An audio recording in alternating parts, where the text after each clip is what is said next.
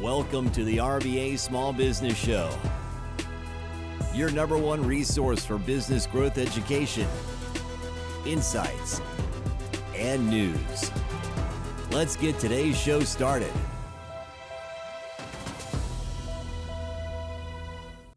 Welcome to the RVA Small Business Show exclusively on the RVA Small Business Network. I'm Cory Mosley, your host for today's show. Many times in business, we have a tendency to jump right in to the structural or technical aspects of things, like sales processes, marketing plans, or people management. Now, of course, all of these things are important, but what about maintaining a proper mindset and understanding how to benefit from a continuous personal and professional development strategy? Our guest today helps entrepreneurs tell their stories, create products to support their message, and complete the journey. I'm excited to welcome to the studio Sir Charles Cary, keynote speaker, trainer, and coach. Sir Charles, welcome to the show. Well, Cory, thanks for having me. I really appreciate the opportunity. Yeah, absolutely. Now, I've got a stack of your books here. You're a highly published author and have done a lot of great things in the marketplace. Now, for our viewers who may not be familiar with us, right, give us a little bit about your background. What's your story? Man, I had a tough background. I guess, I can't complain in a sense, but at the same time, yes, I can complain. I learned the hard way. I went to the school of hard knocks, and then I graduated from Brooks University, or went to Brooks University and graduated from the School of Hard Knocks. No matter how you slice it, I did a lot of messing up. I made a lot of bad decisions, and that's what led me to where I am today. I was a substance abuser for over 20 some odd years, and just when you think everything is fine, you land on your feet, you're ready to start living life on life's terms, the rug gets pulled from underneath, and you come to find you've got cancer. So I had so many things, so many challenges going on, and that really positioned me to really take a serious look at who I am, where I am, and where I need to go. Okay. Well, you've unpacked a lot there just in that opening, So the work that you're doing now in terms of mindset and personal development, what's been the guiding principle for that? One of the things that you're known for is this statement, radiate the brain, change the game. What is that about? Well, I think in many ways, tradition is played. Tradition is like so passé, yet we do need the foundation of what tradition stands for, what it represents. But I believe that a lot of business owners, whether they're conglomerates or just government agencies, they're conducting business in a fashion that is really not, how would I say, it's not beneficial to the employees or to the agency as a whole. They're doing things the way they used to do in the 40s and 50s, where times have changed. People's needs have changed, and really people need to be given a fair shake for what they really can bring to the table. Okay. From a mindset perspective, what are some of the things that you think people get wrong, right, when thinking about their opinions, their processes, or just kind of what their overall approach to me, when they're running a business? Well, I think a lot of people that you have on the front desk, they probably need to be in the stock room doing the inventory. And the people that are doing inventory probably should be your first meet people. They should be the ones that represent the agency, the department, because they have the people skills. They have the right presence of mind. Now, the other people, they have a benefit as well, and they can be trained. You can always, cross-train. However, your natural innate abilities, talents, skills, those things should be at the forefront for each and every individual. Okay. Now, when I hear you talking about a little bit about employee development, so it seems like there's some employee development there too. As a business owner, though, right? Or as an entrepreneur, as a small business owner, how do I get a better mindset? Or how do I even know if I've got some challenges in the personal development or professional development space in my head? Well, I know it's kind of challenging because sometimes we have a need, we want to fill that need. So we do that. We hire someone and we put them in that position, not really knowing, can they excel? Do they represent me, the brand, et cetera, et cetera. But you have to have an opportunity to build rapport. In my book, Radiate the Brain and Change the Game, I talk about how you can interview people solely with the purpose of finding out where their skill sets serve your company best. And I think that's where the ball is dropped many times. People want the best, but they don't want to invest in their people to get the best, and they don't do the work to try to identify those skill sets in those various individuals to place them in the best position. So it's a catch-22 on either side, but you have to do your due diligence as a boss, just as the employee has to do their due diligence to stay gainfully employed. Right. And when I think about that, I'm thinking about, the business owner that's saying, I've got all these hats that I'm wearing already.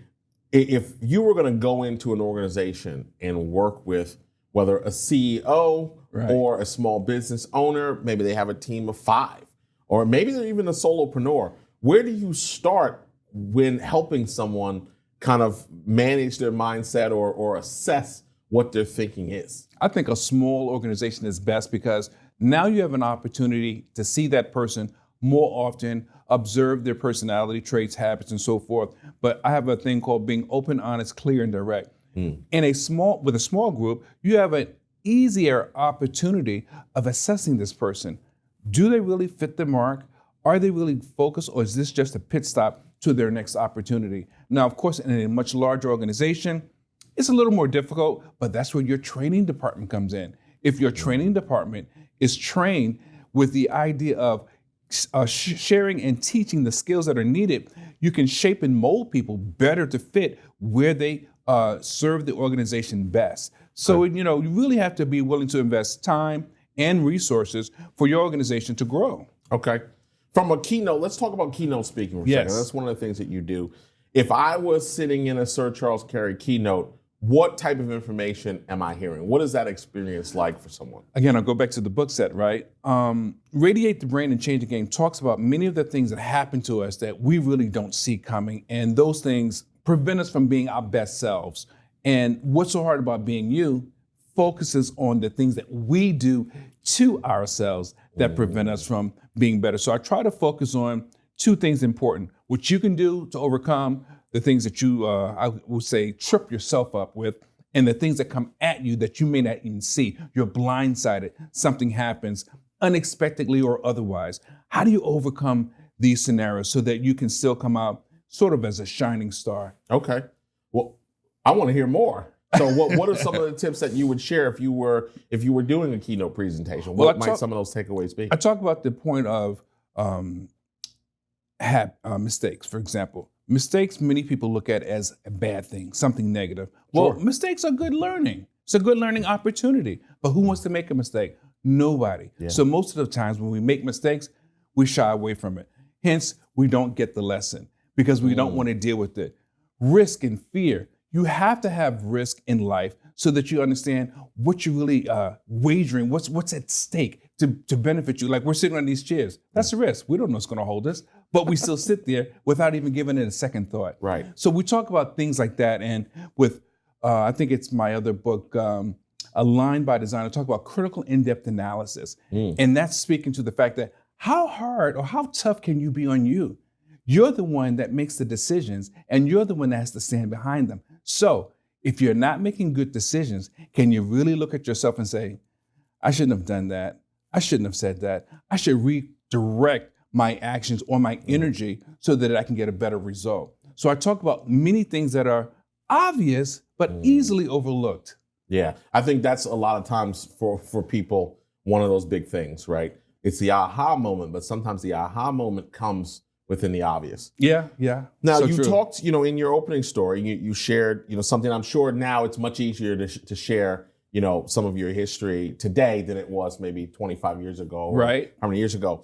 But there obviously was a difference between those challenges and struggles that you shared and now getting to a position to educate people, motivate people, and do this work that you're doing now. Mm-hmm. What is the driver for this work today? Well, I know for myself, when I was coming up, I wanted to fit in so badly. So I made a lot of decisions based on being popular, being with the cool kids, wanting to prove that I knew how to do all these things that were not really substantially important.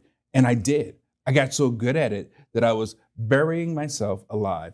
And when I looked up, I was literally in a hole. I was down so low that I didn't think I'd ever change my circumstances. And that's pretty much a very similar thing that people experience today. If we look at the news every morning, someone's being killed, someone's car is being carjacked, et cetera, et cetera, et cetera. Now you would say, well, these things happen. Yes, but look at the numbers. And then you have to ask yourself, why are these things happening so greatly? People don't have any hope. People feel like they're just left out. They're not a second thought. They have no options. However, if you realize that you have a gift inside of you, if you realize that there's more to you than what someone told you or what you've seen, that you can be still, be quiet, you'll find that there's a gem waiting to be shined. And, a lot of people, we just, look at our circumstances, and I'll be quite honest with you, Cory. I think that a lot of people have just simply given up. So they make bad decisions repeatedly, and then when they land in prison or a rehab or someplace like that, they take it as, oh, well, and they don't try to do anything different to change their circumstances. And since I've seen this on a large scale, when I go out to speak to government agencies or even community groups, I try to emphasize, if I've come from the situation that I've come from, substance abuse from over 25 some odd years, that's a quarter of a century. Cancer, 2-time cancer survivor. If I've overcome these things, I've been in movies, I've been in reality shows, I recorded music, I've done so many different things, being in motion pictures. If I've done these things on the back half of my life, what can you not do? Yeah. Just give yourself a shot. Well, I think it's important. I mean, people, there's different attitudes about motivation, but motivation is truly something that is always needed. Business owners right now are faced with this idea of maybe starting a new business, starting a new venture, right? Or, maybe what I'm doing right now is not going right, not going the way that I want. So you're the mindset guy.